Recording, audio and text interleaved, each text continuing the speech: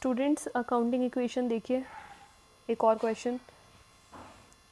Show the effect of the following transactions on the accounting equation. Manoj started business with cash, goods, building. इन तीनों चीज़ों से business start किया, इसकी transaction कैसे बनेगी? मैंने आपको बताया था बाकी की सारी चीज़ें नहीं देखनी। Assets is equal to liabilities plus capital में आपको ही देखना है। एसेट साइड में क्या हो रहा है, कैश आ रहा है आपका, उसके बाद हमारा गुड्स आ रहा है, गुड्स यानी स्टॉक आ रहा है, और हमारी बिल्डिंग आ रही है। ठीक है, ये ना क्वेश्चन में किस किस चीज़ से बिजनेस स्टार्ट हुआ, कैश, गुड्स और बिल्डिंग, तीनों चीज़ें बिजनेस में आ रही हैं। तो यानी कि ये एसेट साइड में ये बढ़ रहा है। एसेट्स हमारी होती है कैश, स्टॉक, बिल्डिंग। ठीक है, डेटर्स अभी मैं देखो जहाँ तक हमारी ट्रांजेक्शन्स में आती रहेंगी चीज़ें वैसे वैसे हम ऐड करते जाएंगे। इस साइड में कैपिटल इंक्रीज़ हो रही है, तो ये वाली तीनों को आप ऐड करोगे तो मैंने आपको बताया था assets is equal to liabilities plus capital होता है, यानी जितनी असेट्स होंगी उतना ही इधर का टोटल होगा। तो जब आप इन तीनों को ऐड करोगे तो इसका टोटल 530 ही होगा। जब भी बिजनेस किसी भी चीज़ से स्टार्ट करते हैं हम तो कैपिटल बढ़ती है। ठीक है, तो हमें क्या देखना है, हर एक ट्रांजेक्शन में हमें उसका इफेक्ट देखना है कि बढ़ रही है, घट रही है, क्या चीज़ बढ़ रही है, क्या चीज़ घट रही है। जो चीज़ कम हो रही है उसको माइनस कर देंगे, जो चीज़ इंक्रीज़ हो रही है उसको प्लस कर देंगे। ठीक है, तो असेट साइड में हमारा क्या क्या बढ़ रहा है, कैश इंक्रीज़ हो रहा है, स्टॉक आ रहा है, बिल्डिंग आ रही है, इधर की साइड कैपिटल इंक्रीज़ हो रही है, तो दोनों साइड लिख दिया, इक्वल टोटल रहेगा। सेकेंड एंट्री है ही परचेज गुड्स फॉर कैश।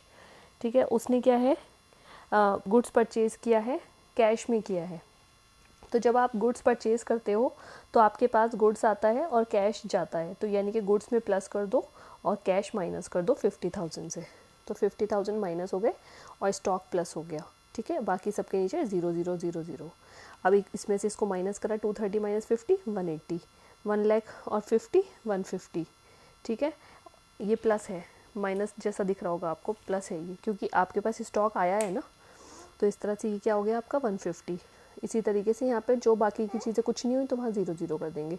तो ये टोटल ऐसी एज इट इज़ जब हमने लाइन लगाई न्यू इक्वेशन की तो हमने इसको इसमें से माइनस करा, इसमें ऐड करा, ये 2 लाख ऐसे ही रख दिया नीचे, फिर ये 0 ऐसी। ठीक है, उसके बाद है आपका ही sold goods for cash costing 20,000 rupees, और कितने में बेचा, फॉर 35,000। उसने जो गुड्स सोल्ड किया है वो कितने का था, 20,000 का था कॉस्टिंग उसकी, और उसको सेल किया 35,000 में, मतलब कि 15,000 रुपीज़ का उसने प्रॉफिट लिया। कोई चीज़ 20,000 की थी, 35,000 में बेची है, तो एक्चुअल उसकी ये वाली वैल्यू थी बट सेलिंग प्राइस उसका ये था, तो उसने प्रॉफिट कितने का लिया, 15,000 का। तो जितना प्रॉफिट होता है उससे हमारी कैपिटल तो बढ़ती है। अब आपने माल बेचा है तो माल भी कम हुआ होगा, तो माल कितने से कम हुआ, 20,000 का ही तो कम हुआ, क्योंकि एक्चुअल में तो वो 20,000 की चीज़ थी, तो 20,000 से माल कम हो गया, यानी स्टॉक कम हो गया। ठीक है, उसके अलावा फिर आपका क्या चीज़ इंक्रीज़ हुई, कैश इंक्रीज़ हुआ, क्योंकि आपने क्या किया, ही सोल्ड गुड्स, उसने माल बेचा तो माल गया, कैश आया, फॉर कैश, कैश आया, माल गया, प्रॉफिट आया। ठीक है, 3 जगह पे इसका आप देखेंगे कैसे चेंजेस आएंगे इसके अंदर। सोल्ड गुड्स में क्या हुआ, 35,000 का कैश आया, 20,000 का स्टॉक गया, और 15,000 का जो प्रॉफिट था वो कैपिटल में ऐड हो गया। प्रॉफिट वगैरह जो भी आता है वो ऐड ही होगा ना कैपिटल में, और अगर कोई भी आपके मतलब एक्सपेंसेस है उसमें कैश जाता है तो कैपिटल भी कम होती है। ठीक है, लॉसेस होते हैं तो भी कैपिटल कम होती है, लेकिन अगर प्रॉफिट होता है तो कैपिटल बढ़ती है, इनकम होती है तो भी कैपिटल बढ़ती है। तो वही मतलब है, प्रॉफिट इनकम एक ही बात है। ठीक है, अब है आपका ही purchase goods from Rahul, Rahul से उसने गुड्स परचेज किया यानी कि उधार किया। ठीक है, तो आप क्या करोगे यहाँ पर, गुड्स में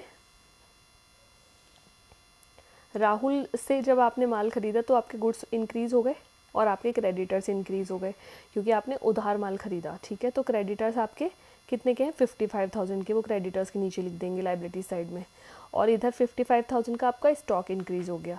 जो भी चीज़ बढ़ रही है देखो दोनों साइड आपने 55 ऐड करा, फिर आपने इसको ऊपर से ऐसे लिख दिया 2,15,000, इधर 130 और 55 185, इधर फिर 2 लाख एज इट इज़ लिख दिया प्लस 0, फिर उसके बाद 55 ऐसे आ गया और 545। ठीक है, तो आपको क्या करना है, हर बार नई इक्वेशन बन के आएगी और दोनों साइड का टोटल हर बार इक्वली आएगा। अब आपका नेक्स्ट क्या है,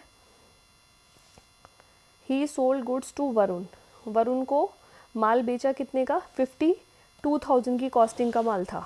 ठीक है, वरुण को आपने जब सेल किया तो कितने का सेल किया, 52,000 की कॉस्टिंग थी, लेकिन 60,000 रुपीज़ के आपके पास कौन आए, डेटर्स आए, क्योंकि उधार माल बेचा गया है। ठीक है, 52,000 रुपीज़ से आपका स्टॉक तो कम हो गया और 60,000 से आपके पास डेटर्स भी आ गए। ठीक है, तो कितने का प्रॉफिट हुआ। अब कोई चीज़ अगर 60,000 की है, ठीक है, कोई चीज़ अगर 52,000 की है और वो सेल हो रही है 60,000 रुपीज़ की, तो आपको 8,000 रुपीज़ का प्रॉफिट ही होगा ना। तो वो प्रॉफिट आपका कैपिटल में जुड़ जाएगा। माल आपका जो कम हुआ वो 52 से हुआ और डेटर्स आपके पास 60,000 रुपीज़ के आए, क्योंकि उधार माल बेचा है। अगर इसकी जगह नकद माल बेचा होता तो ये 60,000 डेटर्स के नीचे ना लिख करके कैश के नीचे लिखते, क्योंकि कैश आता। बट अभी कैश आया नहीं है, अभी सिर्फ हमारे पास उधार हमने बेचा है, तो हमने उसको राहुल या वरुण जिसको भी हमने बेचा है उसको हमने डेटर्स के नाम से लिख लिया और उसके नीचे 60,000 लिख दिए, क्योंकि ये उधार बेचा गया है, फ्यूचर में वो हमें पैसा देगा। ठीक है, तो हमारा माल तो आज चला गया, लेकिन हमारे पास कैश फ्यूचर में आएगा। और हमने इसी तरह से कैपिटल को भी 8,000 से इंक्रीज़ करके लिख लिया। फिर आपके पास ये नेक्स्ट एंट्री है सैलरी। फिर आपका ये वाला है ही paid cash to Rahul in full and final settlement. कितना पे किया। अब आप ये देखो कि जब हमने राहुल को पे किया, paid cash to Rahul in full and final settlement 53,000 rupees. ठीक है, 53,000 रुपीज़ हमने राहुल को पे किया। हमने राहुल से माल ख़रीदा होगा, इसीलिए हमने उसको पे किया है। ठीक है, तो हमने राहुल से, ऊपर देखो आप ये लिखा हुआ है purchase goods from Rahul. Rahul से हमने माल ख़रीदा था, कितने का, 55,000 का ख़रीदा था। हम उसे 55,000 रुपीज़ देते। ठीक है, लेकिन अब क्या हुआ कि हमने उसे 55 नहीं दिए, हमने उसे कितने दिए, 53 दिए। होता है ऐसा कई बार कि हमसे हमारे जो मतलब क्रेडिटर्स हैं वो हमें ऑफ़र देते हैं कि हाँ चलो आप इतना हमें अगर आज ही पेमेंट कर दोगे तो हम तुम्हें 2,000 का प्रॉफिट दे देंगे या इतना 10% का प्रॉफिट दे देंगे। तो ठीक है, उसने हमें ये बोला कि हमने उसको पे किया कि 55 हमें देना था, बट हमने उसको 53,000 रुपीज़ दिए। तो हमने जब अपने यहाँ पे एंट्री की तो हमारे यहाँ से कैश तो कम हो गया ना 53 से, पेमेंट हमने किया 53,000 का, तो हमारा कैश कम हो गया। और ये जो हमने ऊपर क्रेडिटर्स लिखे थे 55,000 के, हमने ये लिखा था ना कि हमने माल ख़रीदा उधार, तो हमारे पास माल आ गया था और हमारे पास लेनदार आ गए थे। लेनदार मतलब जो हमसे फ्यूचर में पैसा लेने आएंगे, क्योंकि हमने उनसे गुड्स ख़रीदा था, तो अब वो हमसे पैसा लेने आते 55, लेकिन वो हमसे कितने लेकर गए, 53 लेकर गए। लेकिन हमारे क्रेडिटर्स तो 55 के ही कम हुए। हम अपने यहाँ तो 55 का ही दिखाएंगे कि हमारे यहाँ से 55,000 का जो था लेनदार जो थे वो कम हो गए। ठीक है, और हमारे कैश कितना कम हुआ, 53 से, क्योंकि एक्चुअल में हमारे पास से गया कितना, 53। तो 2,000 रुपीज़ हमारी कैपिटल इंक्रीज़ हो गई, क्योंकि हमें देने किसी को 55,000 थे, बट हमारा पेमेंट 53 में ही नहीं पड़ गया, तो 2,000 रुपीज़ हमारी कैपिटल और बढ़ गई। तो अब आप क्या करोगे, 2,15,000 में से जो 53 कैश कम हुआ था 1,62,000 कैश बचा था, ऊपर से 133 ऐसे उतार दिया, उधर से 2 लाख लिख दिया, इधर से 60, ऊपर वाली इक्वेशन पूरी ऐसी आ गई। बस जिसमें चेंज आया था उसको प्लस माइनस कर दिया हमने। यहाँ से 55 के जो ऊपर से चले आ रहे थे हमारे क्रेडिटर्स जिनका पेमेंट हो गया, अब वो ज़ीरो हो गए। अब जब हमने उन्हें पैसा दे दिया तो अब तो अपने यहाँ हम उनको ज़ीरो करके दिखाएंगे ना, क्योंकि जब भी पेमेंट कर देंगे उसके बाद से क्रेडिटर्स ज़ीरो हो जाएंगे। तो 553 हमारी कैपिटल चली आ रही थी, ऊपर से अब +2 और हो गए, तो 555 की अब हमारी कैपिटल हो गई। अब नेक्स्ट एंट्री है salary paid by him. Salary दी गई, कितने की दी गई सैलरी, 20,000 रुपीज़ की। अगर आप सैलरी देते हो, खर्चा करते हो, तो खर्चे करने से कैपिटल कम होती है। तो आपने सैलरी दी तो कैश कम हुआ और इधर कैपिटल भी 20,000 से कम हो गई। और बाकी के इसमें से इसको माइनस करा, 140 ये हो गया, 42 ये हो गया, और बाकी के सब एज इट इज़ ऊपर से नीचे लिख दिए।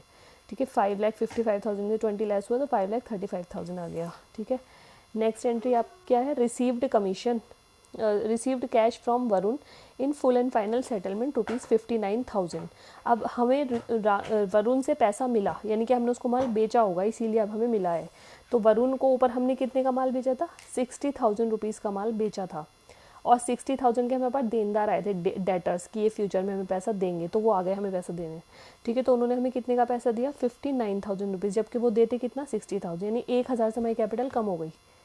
ठीक है, क्योंकि हमें 60,000 रुपीज़ देते, लेकिन उन्होंने हमें कितना दिया, 59,000 दिया। तो कितना हमारे पास कैश कितना आया, 59,000 का कैश आया। उसके बाद यहाँ पर ये 60,000 रुपीज़ का हमारा क्या कम हुआ, डेटर्स कम हो गए, देनदार क्योंकि वो हमें पैसा देकर चले गए 59, और 1,000 रुपीज़ से हमारी कैपिटल क्या हुई, ये कम हो गई। इस तरह से हमने इसमें से इसको प्लस करके लिखा।